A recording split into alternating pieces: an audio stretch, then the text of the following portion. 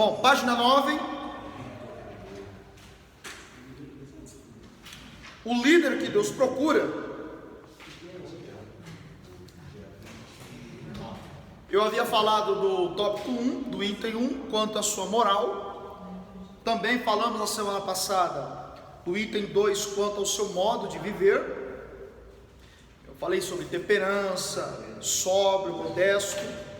No item 3, na página 9, no tópico o líder que Deus procura, nós temos as seguintes observações quanto à pessoa do líder, no sentido ou no tocante quanto ao seu serviço.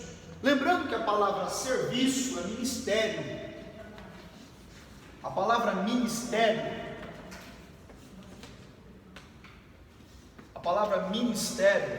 ela está muito associada à palavra grega chamada de diaconai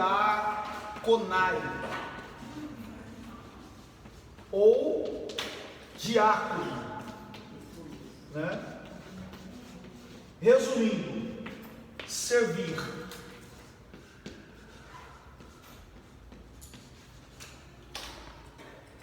Então, antes de qualquer coisa, ser líder é exercer um ministério de servir. Não existe liderança sem esse ministério. Lembrando que semana passada nós havíamos estudado aqui alguns aspectos, né, sobre a diferença entre líder e chefe. Chefe é uma coisa, ser líder é outra coisa. Diaconai é grego? Diaconai. É grego ou hebraico? Não, grego. Diaconai ou diaconai. Diácono, né? Servir ou serviço. Então, o ministério de um líder ou de uma liderança é servir, né? Não há uma outra coisa a ser feita pelo um líder do que servir. Servir quem? Servir quem, gente? Servir a Deus. O que mais? Antes de servir a igreja, ele tem que servir ao grupo. Servir a igreja, servir o próximo. Então, essa questão de servir tem que estar muito implícito na vida de um líder. Então vamos lá, página 9, tópico o líder que Deus procura, item 3, quanto ao seu serviço, hospitaleiro. Para o desempenho do seu serviço, torna-se essencial para o líder esta qualidade: ele deve demonstrar a sua bondade e dar exemplo para com todos, no sentido de ser um bom hospedeiro em sua própria casa. Claro que isso aqui não é uma regra geral, certo? Alguém hospedaria algum estranho na sua casa? Não. Hoje nós temos, no nosso caso, a Associação Ágape, que aí pode encaminhar para um albergue, disponibilizar de uma roupa, de uma alimentação. Por isso que o serviço social na igreja tem essa conotação de ser hospitaleiro, né? Outra coisa, apto para ensinar. Todo líder, ele tem que ser apto para ensinar, sim ou não? Sim. Ensinar o quê? Só a palavra? Não. Ensinar. Exatamente. E ensinar vai muito mais além do que saber a Bíblia, pregar a Bíblia, né? Há um grande líder da igreja primitiva, ou um dos estudiosos da igreja primitiva, chamado Santo Agostinho. Santo Agostinho, se eu não me engano, salvo engano, ele teria dito a seguinte frase: pregue o evangelho, se possível, use palavras. Pregue o evangelho, se possível, use palavras. Olha que coisa interessante.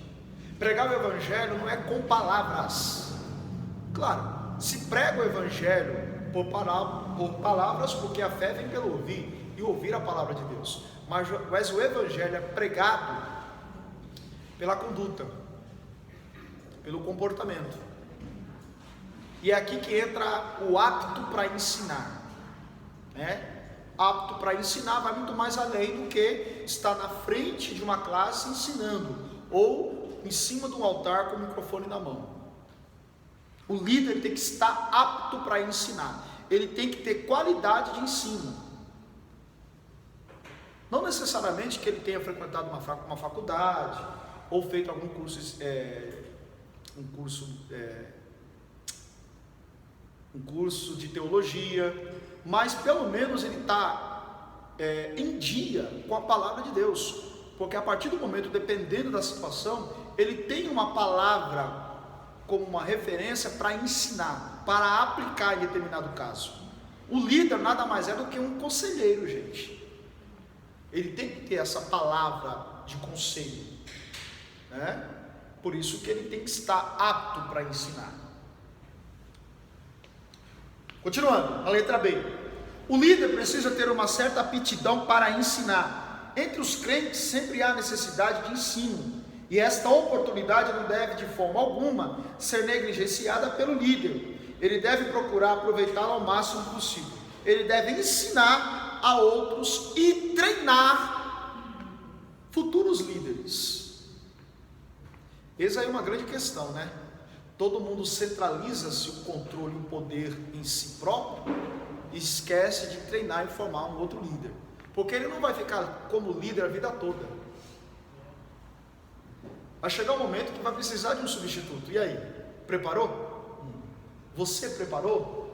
Então tem que treinar um próximo líder, porque a vida não espera. A gente não sabe os desígnios de Deus, né?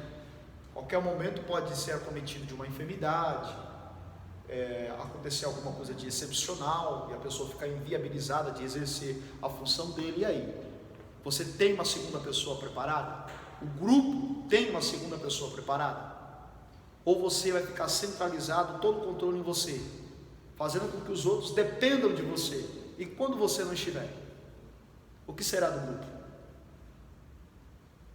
Fica aí algo para se pensar. Isso aqui em todos os âmbitos, tá? Seja no grupo que você esteja futuramente, ou até mesmo dentro da sua casa. Lembra que eu falei? Você é o líder de você mesmo, e em alguns momentos você será o líder. Aliás, se tratando aqui de homem casado, né, você é o líder da casa, mas em determinado momento, se o líder da casa não funciona, alguém tem que funcionar. Tópico 4, item 4. Quanto às suas atitudes: A. Não dá água ao vinho. Isso demonstra domínio de si mesmo. O líder deve procurar ter domínio próprio e fazer com que não tenha apetites carnais. Bom, eu queria ler com vocês Efésios capítulo 5, por favor. Dentro dessa questão, não dá água ao vinho, vamos entender um pouquinho. Acharam aí Efésios capítulo 5?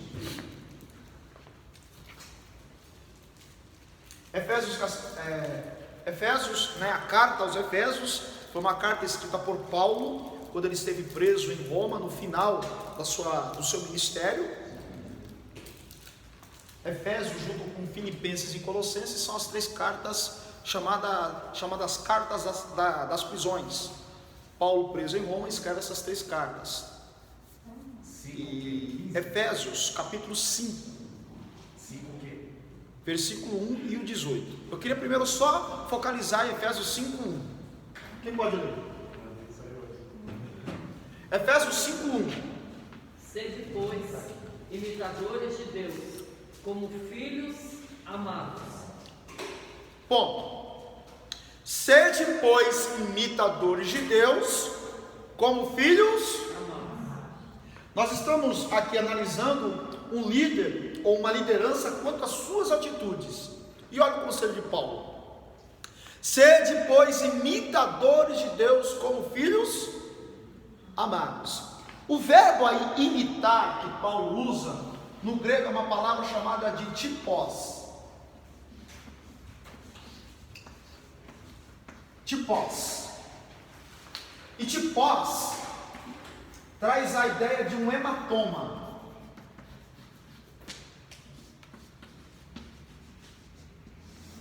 Paulo, que está envolto de uma cultura helenista, cultura grega, ele usa muito essa metodologia dos Jogos Olímpicos que havia na Grécia.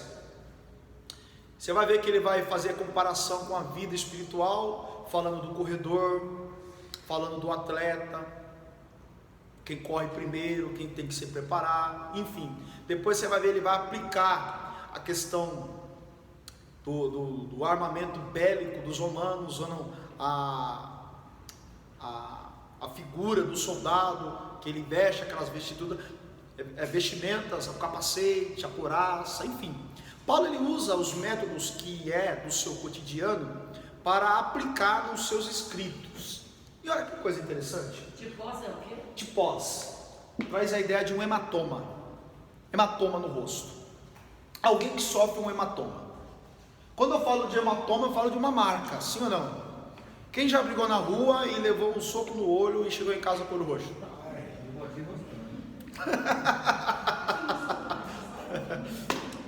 Fica lá o hematoma, não fica? Olha só, quando Paulo está escrevendo Efésios, precisamente aqui em capítulo 5, ele está dizendo: sede, pois, imitadores de Deus como filhos amados. E aqui a palavra imitar, o verbo imitar, é uma palavra grega chamada de tipós. E tipós traz a ideia de um hematoma. Paulo, muito provavelmente, quando ele usa esse verbo nesse versículo, ele tem em mente as lutas gregas nos Jogos Olímpicos da Grécia. Mímites também, né? Imitadores, né? Tem vários sentidos, mas esse aqui eu acho interessante. Olha só, nos Jogos Olímpicos da Grécia, quando tinha as lutas livres, tanto o perdedor quanto o vencedor saía com hematomas no rosto. Ou seja, os hematomas é característica de quem lutou. Olha a ideia que Paulo está trazendo. Aqueles gladiadores, né? Os gladiadores que saíam, que brigavam, e o vencedor ganhava a coroa lá de flores lá da Grécia. Saía todo. Mas a ideia aqui é hematoma.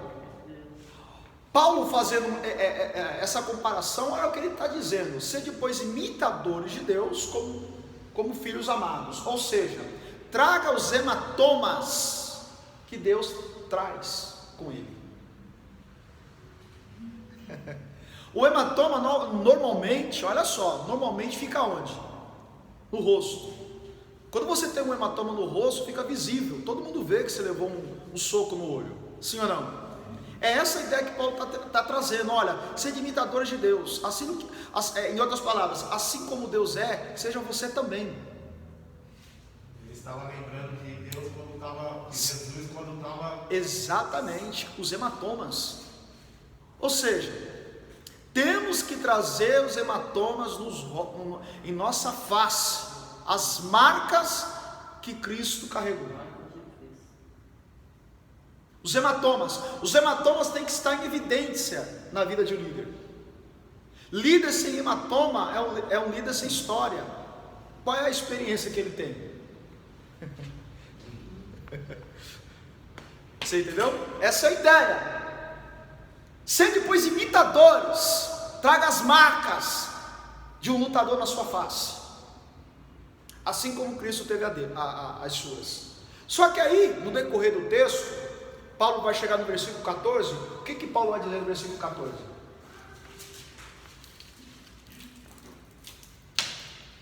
Olha só, hein? Versículo 14. Pelo que diz: desperta, ó tu que dormes, e levanta-te dentre os mortos, e Cristo te esclarecerá. O que chama atenção, isso aqui é até uma mensagem que Deus me deu, e eu estou já preparando ela para o próximo culto. Olha só, Efésios ou Éfaso, a cidade de Éfaso era uma cidade muito idólatra, tinha como ponto de referência, o centro de idolatria, a catedral dedicada à deusa Diana, a deusa dos Efésios. A igreja na cidade de Éfeso nasceu quando Paulo visitou ela em Atos capítulo 19. Na terceira viagem de Paulo, quando Paulo está passando por essa cidade, ele contempla uma cidade idólatra. Ele fica lá exatamente 18 meses, 1 ano e meio nessa cidade pregando o evangelho, até que uma igreja é fundada. A igreja de Éfeso nasceu quando Paulo chega naquele lugar e encontra um grupo de discípulos que estava pregando o evangelho, mas o conhecimento deles era limitado até o batismo de João Batista. Eles não haviam tido contato com o Espírito Santo. E é tão claro isso que em Atos 19, quando Paulo chega na cidade, Paulo pergunta se eles conhecem o batismo ou falar em línguas estranhas. Eles declaram para Paulo que, olha, a gente não sabe o que é o batismo, a gente só conhece o batismo de João Batista. Aí Paulo impõe as mãos sobre eles, e eles recebem o Espírito Santo e começam a falar em línguas. E ali, o texto diz, pelas mãos de Paulo, eram feitos milagres extraordinários, ao ponto de, lembra do sacerdote Seva ter 7 filhos? E esses 7 filhos do sacerdote, quando vê Paulo expulsar os demônios, quer fazer a mesma coisa, imitar o poder que Paulo tinha, né? Já vista que quando eles tentam expulsar o demônio de um jovem, eles dizem, olha, eu expulso você em nome de Jesus, da qual Paulo prega. O demônio olha para aqueles jovens e diz, olha, eu conheço Jesus, eu conheço Paulo e vós, quem sois? O demônio dá um pau neles, né? Literalmente falando.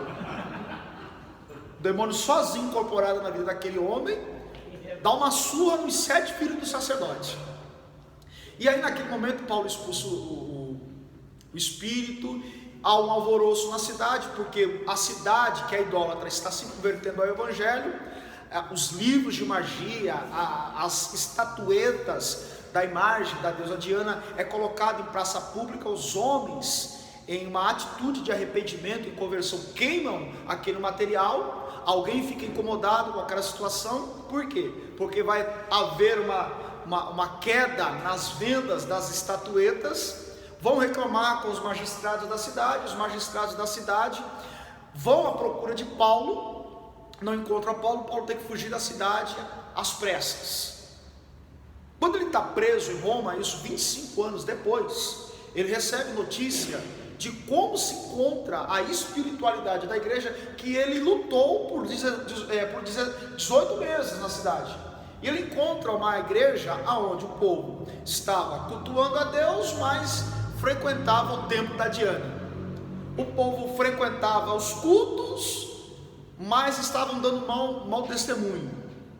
Não estava respeitando liderança, porque quando você vai para o capítulo 4, versículo 11, Paulo vai dizer que Cristo instituiu um para pastores, apóstolos, evangelistas, ou seja, a liderança da igreja não estava sendo respeitada.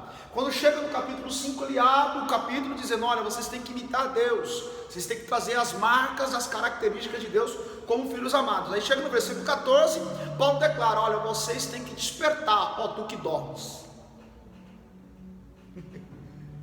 Quando chega no capítulo 18, no versículo 18, o que ele diz? No 18, versículo 18, capítulo 5. Vamos lá? Não vos embriagueis. Olha que coisa interessante. Esse vinho aí não se trata do suco de uva, se trata literalmente de bebida forte, porque a cidade era uma cidade de bares, de locais onde as pessoas se reuniam para beberem, enfim. Se você trazer a ideia, por exemplo, né, hoje nós vivemos em um país católico, onde chega no mês de outubro, no dia 12, é comemorado o dia da Aparecida. E todo mundo vão para onde? Aparecida do Norte. A cidade inteira é uma cidade que respira a imagem da Aparecida. Tudo, o comércio, tudo é girado em volta da padroeira. É mais ou menos assim, Éfeso. E aí Paulo fica 18 meses, cria a igreja, só que ele tem que sair da cidade, porque ele é expulso. De repente, quem fica lá não tem o mesmo controle da igreja, o tempo passa, e a igreja cultua a Deus, mas não abandona os antigos vícios. Aí Paulo, preso, 25 anos depois, recebe as informações da igreja, e ele escreve: olha, não vos embriagueis com vinho. Item 4, quanto às suas atitudes, não dada ao vinho. Não vos embriagueis com vinho em que há contenda. Eu preciso entender que quando a Bíblia usa a palavra vinho, há dois significados: suco de uva, né? O suco extraído da uva, e a uva fermentada, tida como bebida alcoólica. E é aqui que eles estavam, literalmente. Esse vinho aqui era o alcoólico, a bebida forte. Eles chegavam no culto bêbados. Não vos embriaguei com os vinhos, em que há tudo que envolve bebida alcoólica tem contenda. Isso literalmente. Só que eu esqueci de falar de um terceiro significado para o vinho na Bíblia: pecado. Suco de uva, a bebida alcoólica e o sentido espiritual: pecado. Literalmente, eles chegavam para o culto bêbados. Tente imaginar um culto onde alguns estavam bêbados. Estava tendo contenda no culto. Aí Paulo aconselha: olha, eu aconselho vocês a se embriagarem do Espírito Santo. E aqui o termo embriagar é ir mais além. Quem concorda comigo? Esse copo aqui está cheio de água, sim ou não? Sim. Se eu colocar mais água aqui, o que acontece? Vai transbordar. A ideia de encher-vos do Espírito aí, não é de encher em português. No original, o encher-vos aí é transbordai do Espírito Santo. Porque a ideia de encher, por exemplo, se eu colocar a água até a borda desse copo, ele está cheio. Isso quer dizer que tem um limite. Mas quando eu trago a ideia de transbordar, eu trago a ideia de que se eu colocar mais água nesse copo vai transbordar, e transbordando cria-se um fluxo, porque a água vai entrar, não vai ter mais espaço para ele vai jorrar. Olha o que Paulo está dizendo: não somente enchei-vos, mas transbordai-vos do meu Espírito. Mas eu queria atentar para a questão do vinho. Por exemplo, uma pessoa embriagada, quem é que já ficou bêbado?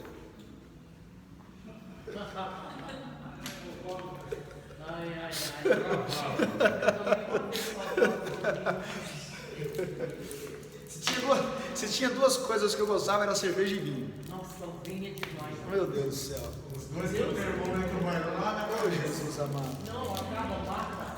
O vinho é muito bom.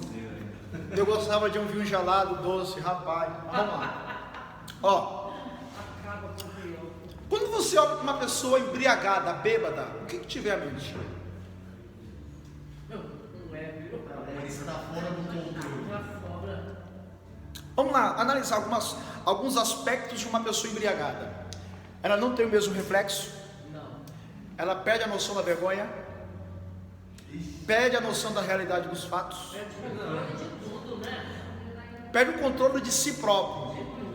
Se ele está vestido ou não, para ele tanto faz. Se as quedas dele vai causar vergonha para ele ou para a família, tanto fez ou tanto faz. Não é verdade? Uma pessoa embriagada que está largada no chão, ela não está nem aí, porque o estado dela dá a entender que ela está fora de si, ela não tem um controle. Só que esse terceiro aspecto do vinho espiritual, chamado de pecado, é a mesma situação. Um líder, olha só, o líder não pode ter o pecado do vinho. Eu não estou falando do vinho alcoólico, eu estou falando daquilo que faz com que a alma fique embriagada e ele perca o reflexo, a realidade dos fatos, que é isso que o pecado faz. pecado faz uma pessoa ficar embriagada, ao ponto de que ele chegar um tempo tanto fez e tanto faz. Paulo vai usar um termo interessante. Eu não sei, procure aí o versículo. Paulo vai dizer assim, que alguns têm mente cauterizada. Quem já ouviu falar nessa expressão? Mente cauterizada. Olha só, a mente cauterizada que Paulo está falando aí, vem de um termo chamado de cautério. A palavra cautério, acha o versículo aí, se eu não me engano é Coríntios. Quem tem internet? Hã? Vamos lá, 1 Timóteo 4:2. Por favor. Eu estou só explicando um pouquinho da questão do vinho. Por que o líder não pode ser dado ao vinho? E eu não estou falando do vinho da bebida forte. Eu estou falando de um vinho que faz as pessoas ficarem embriagadas e perder a noção do que é santo e do que é profano. 4:2. Eu a hipocrisia dos homens que falam mentiras, tendo cauterizada a própria consciência. Cauterizada a própria consciência. Essa palavra cauterizada vem de cautério. E o que é um cautério?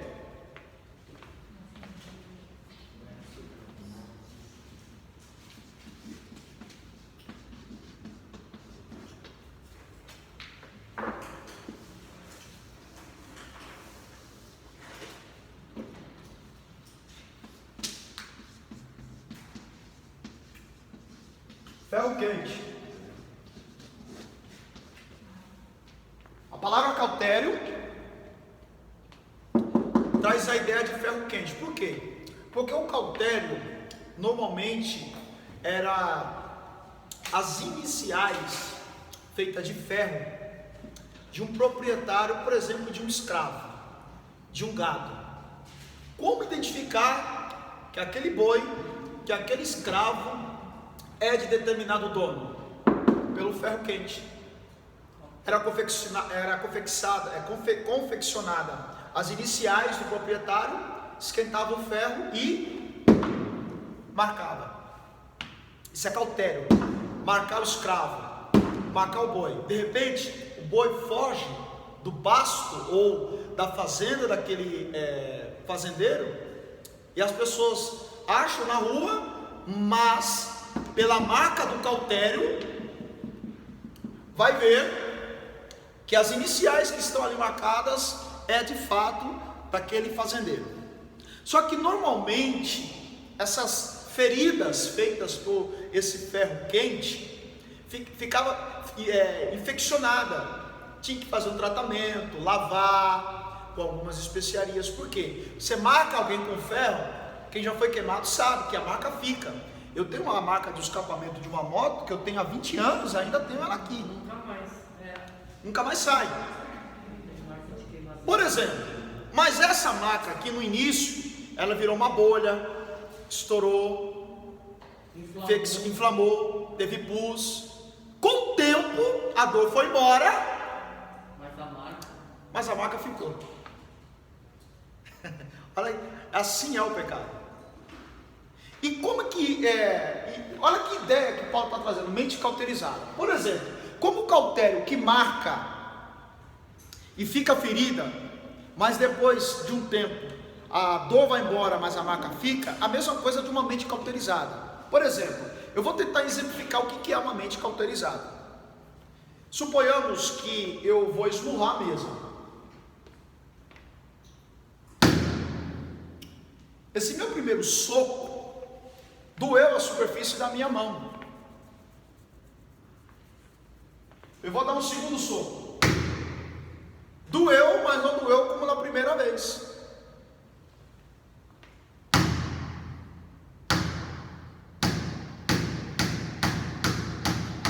Vai chegar um momento que não vai doer, porque vai estar adormecido. Mente cauterizada. E isso está associado com o vinho, que um líder não pode ser dado. Mente cauterizada é uma mente que está dormente, não incomoda mais. Está lá a marca, está lá, mas não interfere mais, não incomoda, não mexe com a pessoa. Ela foi dada ao vinho. E o líder não pode ser dado ao vinho. E como identificar que o líder está embriagado com esse vinho? Como é que se identifica, gente? Hã? O líder não liga pra nada. Não está nem aí, né?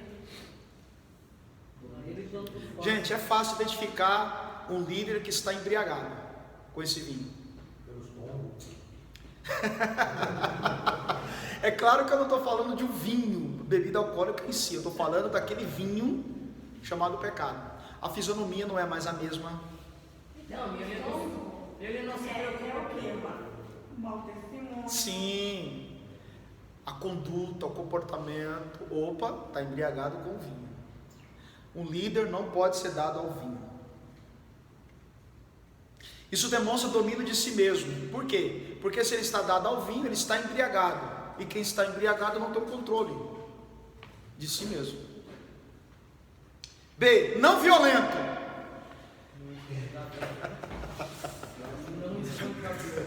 Ó, lembra dos temperamentos do líder? Quais são aqueles 4 que nós estudamos?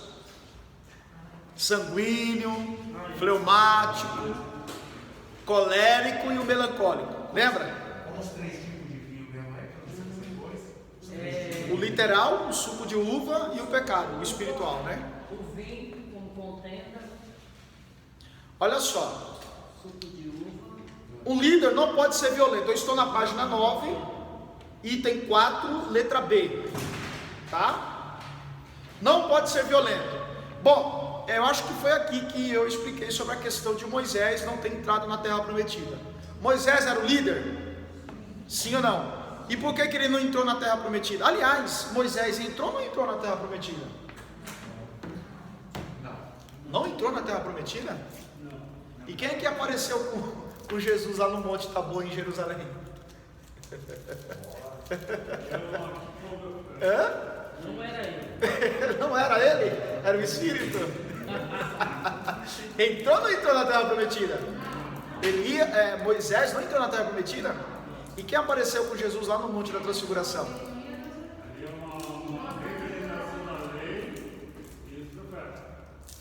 Tá, mas Moisés estava conversando com Jesus no monte junto com Elias. Entrou ou não entrou? Não. Entrou ou não entrou? É uma brincadeira com vocês, só para vocês ficarem atentos. Ele entrou na terra prometida em espírito, mas entrou. Entrou ou não entrou?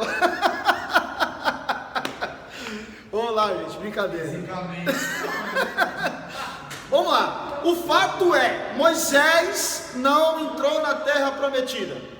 Sim ou não? Sim, ele não entrou. Espiritualmente ele aparece lá em Jerusalém há 2000 anos depois, em espírito. Mas ele não entrou na terra prometida. E qual foi o fato que fez Moisés não entrar na terra prometida? Hã? O comportamento. O que Deus pediu para Moisés? A ira, né? Hã? A ira. A ira foi. Deus falou para Moisés pegar o cajado, tocar na rocha. Mas o que ele fez? Pegou o cajado e quebrou o cajado na rocha. Na verdade, só não tocava também desse jeito. Olha só, é compreensível o comportamento de Moisés. Você está falando de uma população entre 2 milhões a 3 milhões de pessoas, que ele sentava numa pedra para julgar um por um todos os dias, o dia todo. Coitado dele. Já imaginou os casos que Moisés teve que solucionar? Imaginou, Moisés começou o expediente 8 horas da manhã, sentado na pedra, primeiro, aí entra o casal. Cheio de jair. Olha, aí a mulher começa a alegar, reclamar do marido para Moisés, ele não faz isso, não faz aquilo. Aí Moisés vai ouvir o marido, olha, ela é assim, aí Moisés dá o veredito, o conselho, e os dois vão para casa. Próximo, aí entra 2 camaradas. Qual é a acusação? Ele roubou minha ovelha. Você roubou a ovelha dele? Mas estava no meu pasto, então devolvo a ovelha. O próximo, já imaginou, gente? Meu Deus. O dia todo. Aí, somado a isso, tem a reclamação da falta de água, da comida, do sepulcro, enfim. Chega um momento que ninguém é de aço, sim ou não? Mas olha o conselho que Paulo e a palavra de Deus vai dar: irai-vos, mas não pequeis. Mas como que faz para se irar, mas não pecar? Como é que faz? Jesus Cristo ficou irado? Ficou ou não ficou? Ficou. Ele entra no templo, vê o comércio ou a fé sendo comercializada por intermédio daqueles animais. Segundo Flávio Josefo, com uma mão ele derruba as mesas e com a outra ele sai chicoteando todo mundo. Evangelho, também o Moisés também, ele passou um plano quente para o povo lá de Deus, queria matar todo aquele povo e fazer um pouco mais. Como assim? Mais decente, vamos dizer. Não tem lá de tanto o povo reclamar lá, Deus se ira e fala que vai matar todo mundo para Moisés, aí Moisés falou. Por causa da murmuração, aí Moisés intercede. O que os outros vão pensar? Sim. Tirou do Egito. As outras nações, exatamente, que vão falar que Deus tirou do Egito e matou no deserto. Sim, foi. Teve um momento ali que ele intercedeu por Israel. Mas o fato em si é, Moisés ficou irado. Irar é normal. Quem aqui, depois de estar servindo a Jesus, já ficou irado? Mas nós estamos na graça agora. Mas pecou? Pecou? Não pode. Pecar, a gente não Ó, entre irar-se e pecar, nessa linha tênue tem uma coisa chamada domínio próprio. Por que Moisés não entrou na terra prometida? Não foi pelo fato em si, foi que ele deixou de estar controlando a ira dele, expôs a ira dele. Quando ele expõe a ira dele, quebrando ou tocando, agredindo a rocha, gente, ele é o líder. A nação de Israel está engatinhando, dando os primeiros passos. Se Deus, naquele momento, não dá graça para Moisés continuar a ser o líder, porque se quando ele agride a rocha, ele está se rebelando contra a Deus, ele está perdendo o controle de si próprio e está numa atitude de falta de fé. Ele é o líder, e líder não pode expor a sua ira. Ele pode se irar, mas não pode expor, porque se ele expor, ele vai perder a credibilidade diante dos seus subordinados. Você imaginou se o seu pastor chegasse no culto, quebrando tudo, e depois ele fosse pregar, você ouviria a mensagem? Não pode. Naquele mesmo sentido da discussão da semana passada, do terceiro, quarto casamento. Não pode. Não pode. Você tem o direito de ficar irado, mas não pode expor o seu nervoso. Porque quem concorda comigo que um líder é uma referência? Sim. E o líder não pode perder essa qualidade de referência. Uma vez que o líder perdeu o status de referência, ele não vai ser mais reconhecido dentro do seu grupo, ainda que continue líder. Então cuidado com a questão de não ser violento. Olha aí, pega a apostila. Também requer o domínio próprio. É alguém que não é dominado é você que domina a ira, não a ira dominar você. Letra C, cordato. O que quer dizer isso? Justamente o contrário do homem que é violento em modo de agir. É alguém cuja natureza é calma, prudente e bem, pessoa que tem bom senso, é moderado em sua forma de agir. Uma pessoa cordato. D, inimigos de contendas. Um líder não pode gostar de brigas. Ele não pode ser adepto da discussão, da briga, da contenda. Quem concorda comigo que você pode discordar do seu líder? Pode. A começar que nós estamos em um estado que é democrático. A igreja, ela é democrática. Lembra que eu falei do autocrático, do democrático e do liberal? A igreja, ela é democracia, democrática. E isso envolve que a igreja tem o direito de opinar e também de discordar do seu líder. É normal você não concordar com a liderança. O que é anormal você sabotar por não concordar com a liderança. Isso é normal. É mais louvado você chegar para o líder e dizer: olha, eu não gostei disso, disso e disso, do que sabotar por não concordar. Porque veja bem, a obra de Deus não tem culpa de você não concordar com a liderança. O seu departamento não tem culpa se você querer sabotar por você não concordar com a liderança. É um direito seu você não concordar. E você pode sim, dentro de um estado de respeito, dizer que não concorda com aquilo que está sendo dito, de expressar a sua opinião. Cabe o líder aceitar o seu comportamento, porque nós estamos dentro de uma democracia. Não pode haver sabotagem nem de um lado e nem do outro. Ah, eu sou líder, você não está concordando comigo? Então eu vou cortar o seu espaço, vou cortar aquilo que você faz na obra. Não pode também acontecer isso. O que mais acontece? Infelizmente. Falta de ética. É falta de ética. Eu sou líder da classe. Você não está concordando comigo? Aí na prova eu pego você e favoreço os demais? Falta de ética. Não pode acontecer isso. Porque... Oi? Também. Falta de ética. Falta de Deus. Enfim. Bom, inimigo de contendas. Seu modo de vida despreza a competição com uma outra. Essa questão de competição é um problema seríssimo, né, gente? Eu ouvi uma frase que eu guardei ela até hoje. A frase dizia o seguinte: entre nós não poderia haver espírito de competitividade, vírgula, até porque o Deus que me chamou, te chamou também. O grande problema, gente, o grande problema de determinados grupos é a competição. Gente,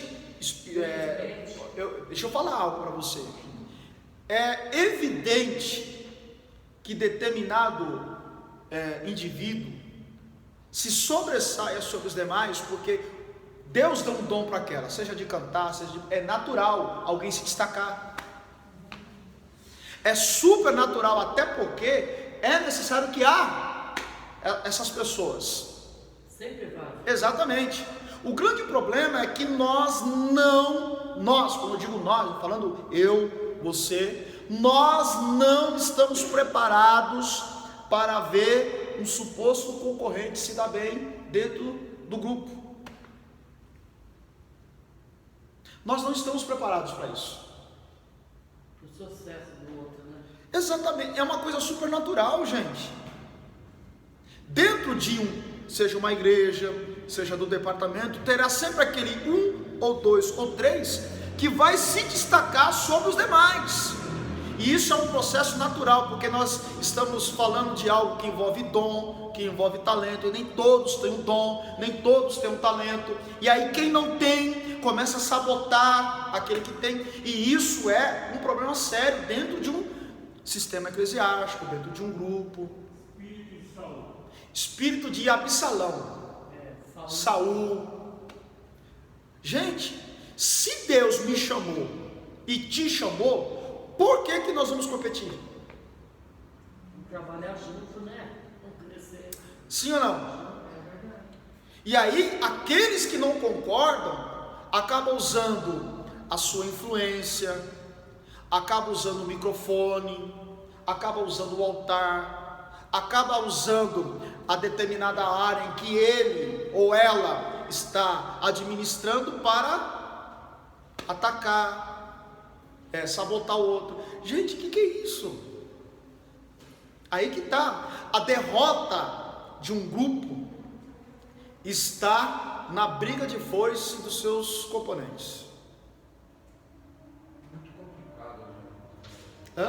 Muito complicado, porque cada um tem um gênio, cada um tem uma maneira de pensar, cada um tem uma maneira de agir.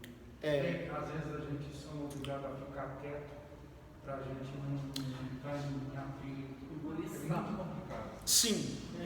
Eu entendo essa questão de é necessário você às vezes fechar os olhos. Você acaba respeitando a incoerência dos outros. E aí que tá, não deveria ter isso. Quando eu falo isso, eu falo em determinadas áreas da igreja, na sua vida particular, lá no seu trabalho, talvez você seja líder.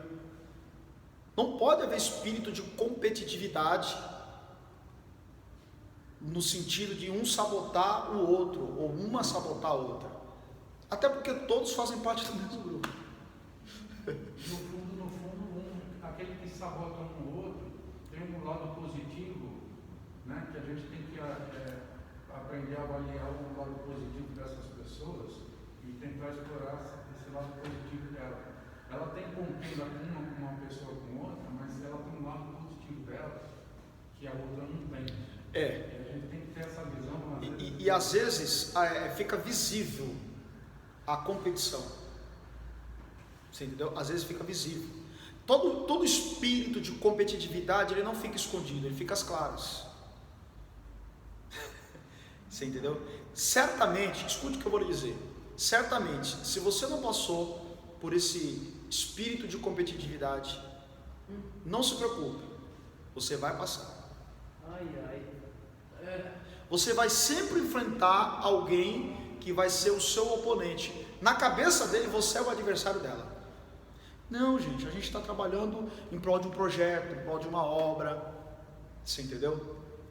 E sem contar, quando eu falo de sabotar, às vezes é o seguinte: vamos suportar, a irmã evangelista Rose vai dirigir um trabalho, eu vou dirigir outro, o Jair outro. Quando é o dia do Jair, eu não vou. Quando é no dia da evangelista Rose, eu não vou. Mas no meu dia eu estou lá, cobrando aquele que não vem. É um problema sério. Eu vou repetir a frase que eu disse. Eu vou repetir. Entre nós não deveria haver espírito de competitividade. Até porque o Deus que me chamou, te chamou também. A gente, antigamente, né? Logo no começo da obra, a gente tinha escola dominical, né? Bíblica. E eu nunca perdi a escola bíblica, eu sempre gostei. Mas tinha pessoas que queriam, por exemplo, o EV vai hoje, o EV Sérgio vai hoje, só ia no seu dia. E a gente tem o costume de... Esse espírito, ele vai se espalhar em diversas áreas. É muito chato, né? Da igreja, do seu dia a dia.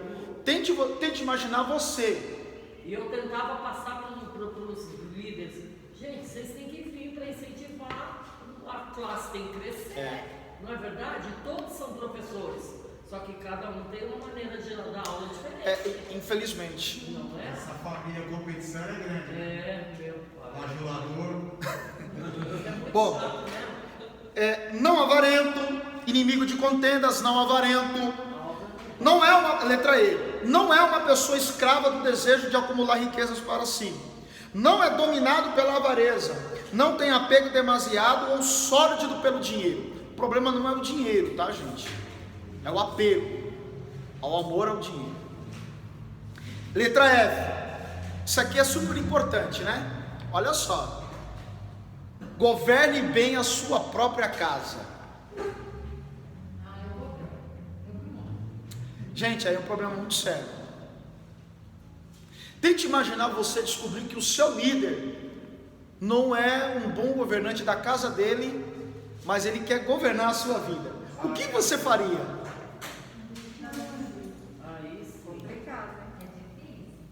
É difícil, né, irmão Cláudio?